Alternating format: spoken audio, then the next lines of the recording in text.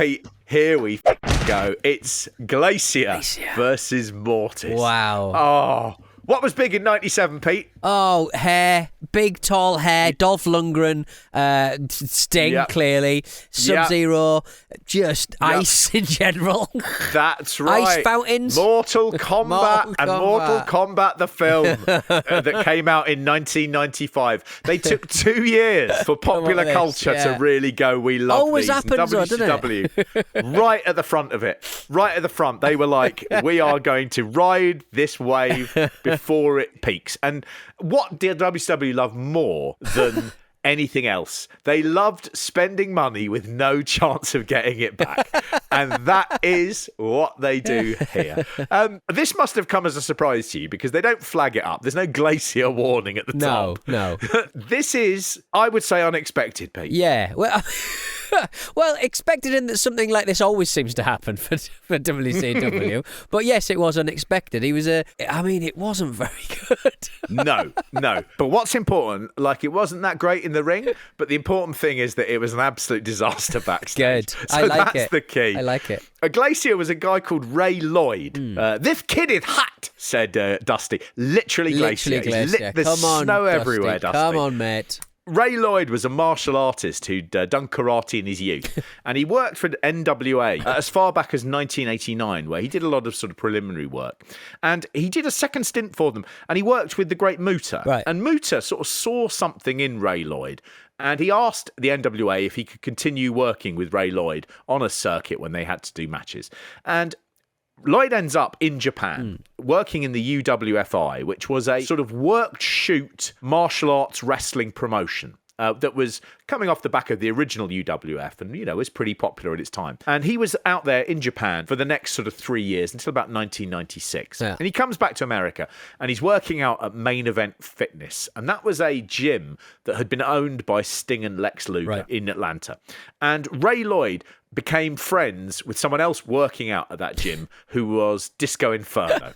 And then through Disco Inferno, he meets DDP and they become really close friends. And they are one day eating pizza at Atlanta's Lenox Mall. It doesn't get better than that. It's like something out of, DDP going, should we go for pizza at the mall? You'll just go, I think this is probably a sting of some kind. I think it's, Ray Lloyd said, look, I'd like to get into wrestling, but if I did, I'd like to incorporate loads of martial arts. No one's really done that before. They've not done it well. Let's have a bet. No one's done it well. No one's done it well. Yeah. And so DDP said, well, that would be good, he said. But, you'd have to know martial arts. And Ray Lloyd says, well, I do. That's the thing. Yeah. I was a karate star. So DDP goes to Eric Bischoff and says to Bischoff, you have got to meet this guy. And Eric Bischoff's big love is martial arts. Right. So Bischoff brings him in. He has him in a room with Ray Lloyd in their meeting for 3 hours. And at the end of it, he signs Lloyd to a contract. Right. Lloyd talks about it years later. He said, I couldn't even go to the bathroom. He just kept hitting me with questions, mostly about martial arts, seeing if I was legitimate. He never saw me wrestle. He never saw a tape of me wrestle. He never saw me cut a promo. Nothing. So they take this guy that they've never seen how he performs, and they decide they will spend hundreds of thousands of dollars on him. And so in April 1996, which is about a year before this show, Glacier starts being introduced by a series of little filmed vignettes that appear in WCW programming. At this point, that was still the way characters had been introduced. You would see a little video coming soon. They would hype them up. That was slightly sort of blown apart by the way that Scott Hall and Kevin Nash had been introduced. They were introduced not with a they're coming, they were simply there, and that was exciting. Yes. So this already felt a bit dated. Our world is about to change. Enter the realm.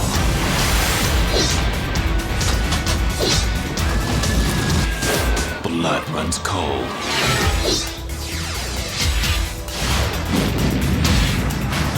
In each of us burns the fury of a warrior. Glacier.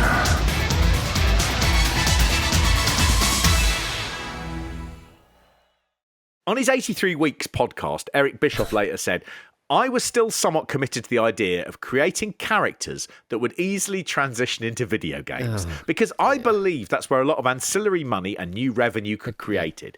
Even though it wasn't my cup of tea necessarily from a business perspective, having characters that at the time I believed would more easily translate into more video game opportunities was way more important than my personal preference. Now, I don't think when you hear about this that Bischoff is being honest there. I think he thought this was a brilliant thing, that it was martial arts, it would be the biggest thing in the world, and he was willing to do everything he could to make this work.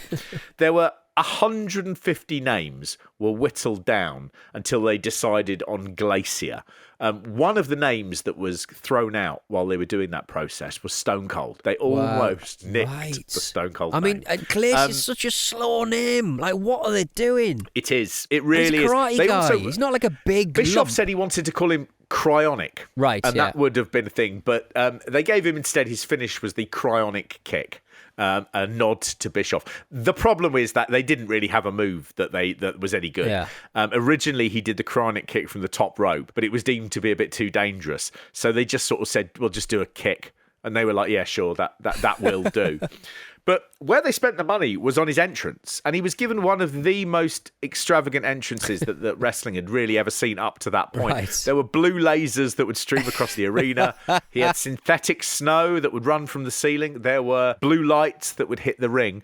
The production costs to make that happen amounted initially to nearly $500,000. Oh God, what for how many performances? That's incredible. Yeah, well, GLACIER later talked about it, saying, I remember Eric saying the 3 technicians we had to fly in for the laser setup, they also had to keep it frozen. It would cost about $9,000 every time we did the entrance on TV. Brilliant. Added to that, his costume and armour were designed by a proper film company called AFX Studios. That cost $35,000. And that's what they got for their money. Lordy. That's what they got. That's what they got. The number 126 is on the armour as well, and that was actually a reference to Ray Lloyd's father, who was a serving police officer, and that was his badge number, which is sort of a sweet little note. Yeah. But at the same time, you spent $500,000. Don't sort of just go, oh, and you can also put something, you want Hello Mum written on it, you know. They profiled GLACIER in the WCW magazine in October 1996, and they give him a whole backstory. Yeah. He was said to have travelled to Japan to study a fighting style combining pro wrestling and martial arts, and had a 400-year-old helmet that was passed down to him by his master instructor, David Stater. And that's not a Japanese name. He was given the name GLACIER by Sensei Slater as a symbolization of the power of the elements. They thought this was going to work, but the other thing that the problem they had was they introduced it at the absolute worst possible time, which was the moment that the NWO exploded. So GLACIER had been lined up to debut in July 1996, but earlier that month, the NWO had debuted at them, and basically the landscape of wrestling had changed. Right. His cartoony gimmick felt like it was so far out of date with what WCW had suddenly stumbled upon and what was basically setting the industry on fire. Ray Lloyd mentioned about that night, he said Canyon, who would play Mortis, Chris Canyon and I were supposed to be at Bash of the Beach the night Hulk turned heel. We were in my hometown of Brunswick, about 3 hours away from Daytona, Florida. We got a call from the office saying not to come down, to stay there. When I asked why, they told me not to ask questions. Everything, including us, became a distant second. Now, we all know, therefore, that this couldn't be worse timing-wise, that it's totally out of step. But WCW have already spent all this money. So they bring GLACIER in September, and rather than the big debut that he was supposed to have, they just slot him out on an episode of WCW Pro, which was like their third most important show. And in his debut, he beat the Gambler, who was a jobber with a riverboat gambler image. Good. And he's quickly in the mid-card, taking on the big boss man, who was then performing as Big Bubba Rogers. Backstage, there was a lot of resentment because they felt he was Eric Bischoff's personal project, and Eric Bischoff was, of course, the big boss, and they felt that he was sort of untouchable, and there was a lot of resentment for him. And he said, I just didn't speak unless spoken to, and I made sure I acted super professional. He was just walking on eggshells. Yeah. And just as you think, well, at least we're over it now, Midway, the video game company behind the Mortal Kombat franchise, contacted WCW and said, look, we obviously don't like this. We're ready to take legal action against you.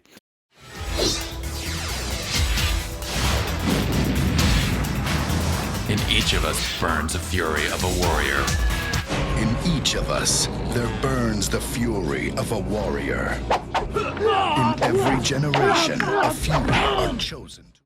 Ray Lloyd said, I walked into Bishop's office and was told Midway is threatening a lawsuit. I thought my career was over. Well, it was nice while it lasted. I asked him if we were going to fight it. I remember Bischoff answering, you know, there's nothing I like better than a good fight. But if we fight this, we're going to lose and lose big. So I suggested we change the costume. He shot back, I can't afford another 35 grand. I told him to trust me, it wouldn't be like that. I went back to Andre from AFX Studios and told him we needed to change the tights because Sub-Zero didn't wear the armor or a helmet as I did. The first thing to go was the paint around my eye. I hated that. So he had 4 matches before this all happened, and they just scrapped the entrance and changed the look. Yeah. It was a disaster. Bischoff also later said that gimmick shouldn't have gone to Ray Lloyd. They said that he was such a big guy that his kicks didn't look as impressive and as quick as if they'd have given it to someone who was smaller. He'd mentioned that Billy Kidman would have been a much better choice for that gimmick. They could have basically made it a sort of Rey Mysterio, Ultimo Dragon, martial arts, fast Bruce Lee character. Yeah. And instead they gave it to a big guy who, even though his kicks were undoubtedly devastating, they never quite had the snap that would make them really get over in a wrestling scenario. It's suddenly going nowhere. Yeah. And they suddenly think, well, let's give it one more go. What about if basically we create a new world inside WCW of like GLACIER and his enemies, and they don't really interact with anyone else. They'll just fight each other. Good money after bad. Oh, Lord, what are they doing? That is how we end up meeting Mortis. This match is the second match between GLACIER and Mortis. They'd had one the previous month at a pay-per-view, which had sort of ended when Roth, played by Brian Clark, formerly Adam Bomb, and the Night Stalker in one of the worst matches we ever watched, the one against Sid Vicious at Clash of the Champions. He was the third of the 4 internal universe characters who would only face each other. Mortis in this was given a backstory that he was an Asian pit fighter who had a mysterious past with GLACIER. While this is going on, the NWO is setting the industry on fire. And you're stuck with this thing about going, these guys who are sort of like, are they from the past? Honestly, but I wouldn't care. There's literally a video game called Pit Fighter where I believe there is an Asian character, and it was digital characters, just like Mortal Kombat. They love fucking about with this shit. They literally, Bischoff just went down the arcades and went, this looks a bit like Mortal Kombat. Pit Fighter, there we go. Do you know, what is actually true is that 2 of the WCW producers were sent to an arcade. Of course they were. To have a look at Mortal Kombat. You know, it's so have a look, weak. just to have a look. It's so Get good. a fucking cab. It was $1,000 for crying out loud. Get a cabinet. Lordy. As you say, of course, the first thing you do is the Repo Man storyline.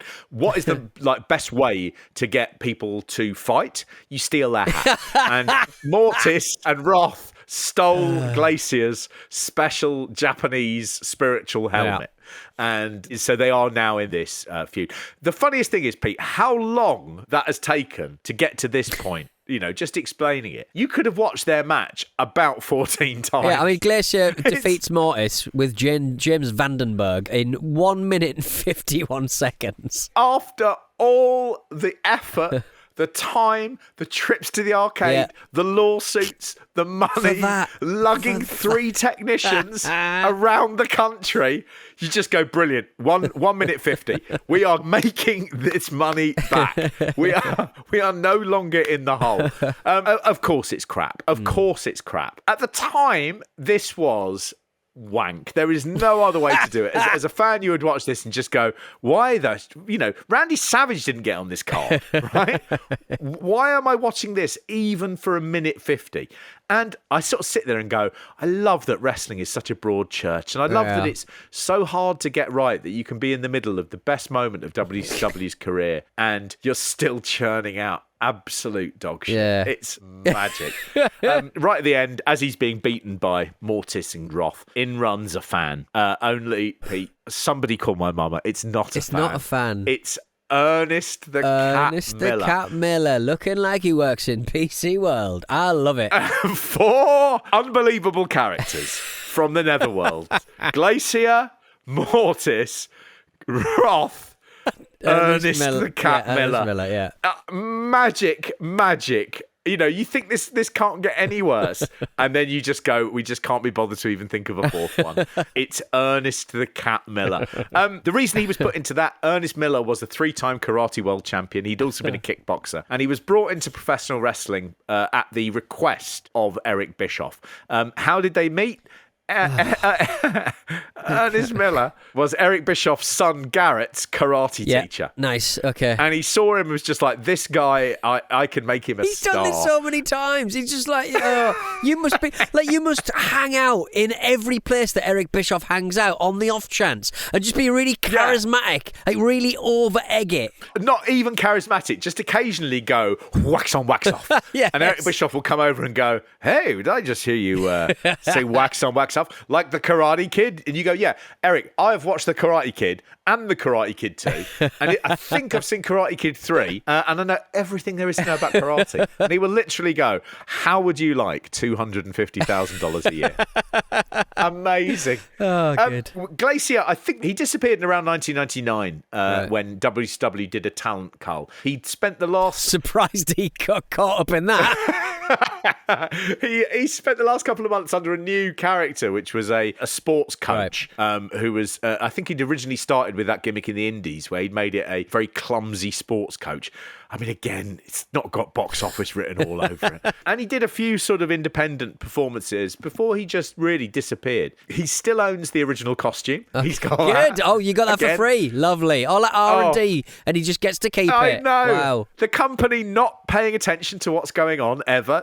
You could steal anything from WCW. What it also does, I think, is it cues him up to be on one of those most wanted treasure shows now, where he's making it very clear he's got that, and they will come round and they will give him less money than he wants for it. And it wouldn't surprise me if they went, this is actually our intellectual property. Yeah. So you can't wear it anymore unless you sell it to us. The last word I'm going to give to DDP, who was the guy who discovered him at the main event gym. And he said Ray might have been just a forgotten guy, but he wasn't. The character and what they did with it is memorable. He never got to the heights he was destined for and deserved, but Ray Lloyd put the time in. He paid the dues and is literally the nicest human being in our business. He still got a good run. And it is charming, those sorts of things. And it is funny that at the time I saw this and I was like, get this shit off, you know.